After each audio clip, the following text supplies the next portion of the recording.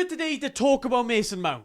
He was a weird transfer to begin with. He was signed by Ten Hag with no real place in United's setup. He was given that famous number 7 shirt, and to give that number 7 shirt to anyone but a flashy, tricky attacker will always make little sense to me. But add on to that the fact that United spent £55 million for a guy with a year left on his contract.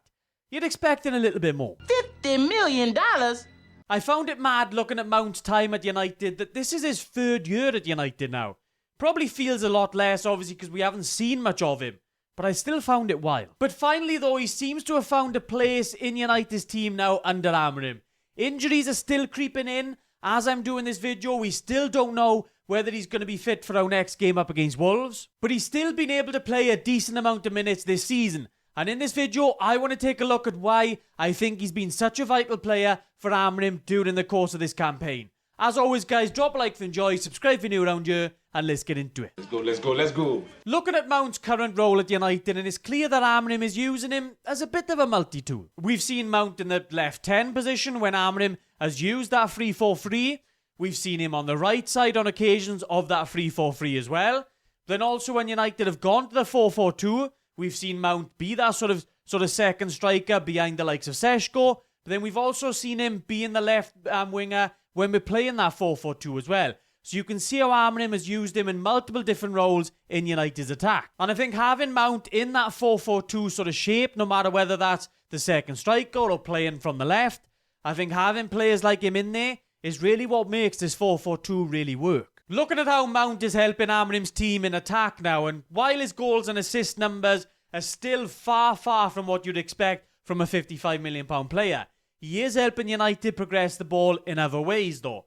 It really started in that Sunderland game for me when he not only got a very good goal in that game, but he also impacted United's play all over the pitch. And this is the sort of stuff I'm talking about. Mount here, he's dropping deep into his own half in order to collect the ball, giving United's back three obviously options in order to try and progress that ball forward.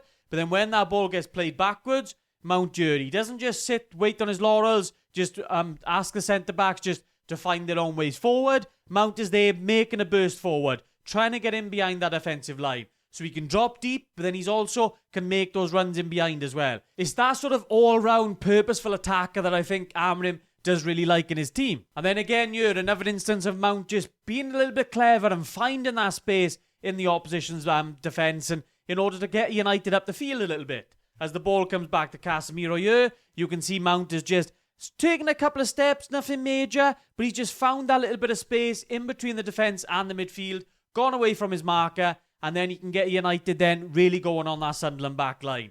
It was really this Sunderland game was the first one where I really saw Mount sort of taking real effect in Amorim's sort of setup. And I think in the weeks leading after that as well, obviously injuries have hindered him a little bit, but I think he has played a decent role in United's team. In that Tottenham game, when he came on for a brief period in that second half, United were needing a goal, and Mount almost produced that. Could have easily had a couple assists in this game. Lemenzio kicking the ball long. Seshko does really well in the first instance to win that ball for United. Mount feeding on the second ball from Seshko, so doing that role obviously of the second striker that you'd really want. Mount then takes a little touch past Romero, but then he can play that inside ball into Seshko, and Seshko just should really do better. Obviously, this was the one where Seshko eventually goes off injured afterwards, but Mount should have really had an assist in this instance. And then another one here, this was a little bit before and now. This could have really put the game to bed for United as we were 1-0 up at this time. The ball goes into Ahmad. Mount picks up in a very decent area again, in the middle of the centre-backs. Plays a lovely little ball round the back of the defence. Seshko again probably should do a little bit better. Harder opportunity this time, but we could have easily seen United get a second goal in this instance, and we could have come away with all 3 points. More recently then, up against Wolves, Mount again was just impactful in many areas on the pitch. Again, in the middle third this time around, Casemiro was able to play the ball into him. Mount with a quick little ball around the corner to Cunha, and then Cunha with a flick to Fernandes, and then Fernandes can play that ball through to Mbeumo. And it was these sort of quick attacks that did cause Wolves a load of problems in this game, and Mount was pivotal to it. And obviously he's got his goal in this game as well. Fernandes picks that ball out, but Mount makes a very, very good run from out to in to get in the middle of Wolves' box, gets that goal, and United, it really does secure all 3 points when he does get it. And then even more recently then, the role that Mount had in possession up against Newcastle. It had Eddie Howe using the dark arts to change his team shape to combat what Amorim was really doing with Mount. And these is what we were sort of seeing. Dalloyer, as Newcastle go man-to-man all over the pitch, Mount picking up these nice areas in the middle of the pitch, really getting United playing from back to front. It's these sort of clever sort of movements from Mount that I've noticed in his time, obviously, this season at United. He's just a very clever player at picking up this sort of space in the middle of the pitch. Especially when Fernandes is going to be out now. He's another player who likes to pick up these areas. So Mount is the only other real number 10 the United really have. So it's why we've seen him come to really the fore now. Obviously with Fernandes especially being out, but with Amorim using multiple 10s in certain games as well, I think Mount is a very useful player. Now for Mount out of possession, and this is where I really think Amorim really does truly value the work that Mount does out of possession. Even after all the injury troubles Mount has, it's still clear that he will fight for everything in the United shirt, or no matter what shirt he puts on. He still is a true professional. I think it really does help United without the ball. Whether that contributes sometimes to the injury troubles though, I think that might be an issue. But nonetheless, obviously you're looking at it with United now, when we're playing in this 4-4-2 shape, trying to be really aggressive, having Mount in these sort of areas, being that aggressive player to win the ball back for United, I think is very, very useful. But then also we saw from the right-hand side up against Villa, he was used to mark the opposition number 6s. So again, Mount being that sort of pivotal player in Amorim's setup, using him as that bit of a multi-tool. He can be really aggressive, pressing high from the left-hand side, or we can use him in sort of central areas as well then to block off those central spaces and mark the opposition number 6s. Yet another example of the multiple options you've got with players like Mount in your squad. And in that Newcastle game, things did really start to sort of fall apart once we took Mount off. Mount was playing a vital role in obviously man-marking Tonali when Newcastle had a bit of possession. But then he also was then tasked with putting pressure on Newcastle's spare man, which was largely the centre-back Shah in this game as well.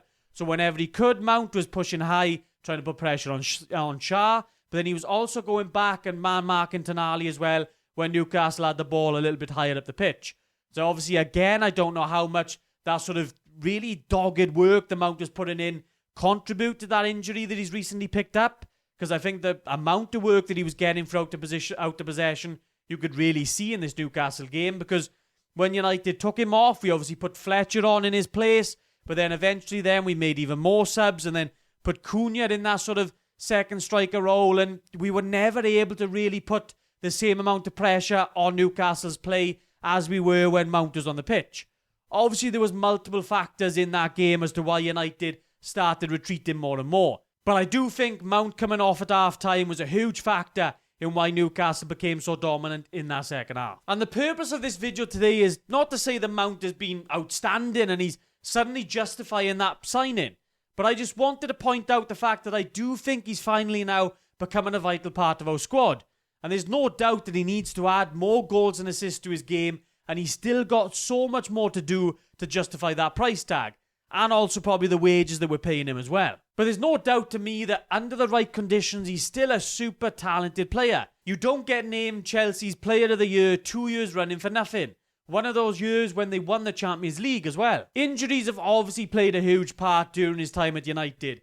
Even this season now when he's played more minutes, but he still gets plagued with these little knocks every now and then, and it really just sort of stunts any momentum that he's trying to grow in a United shirt. And it's wild considering he was never really that injury prone when he was at Chelsea.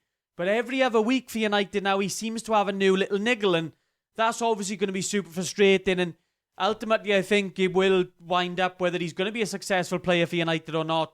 It's just simply whether he can stay fit. But if United can sort of manage these injuries now, and obviously we get a little bit more luck with them as well, I do still think the Mount is going to be a vital player for United going forward. Let me know what you guys think down in the comments down below. As always, guys, if you enjoyed the video, drop it a like, subscribe if you're new around here. I'll catch you in the next one.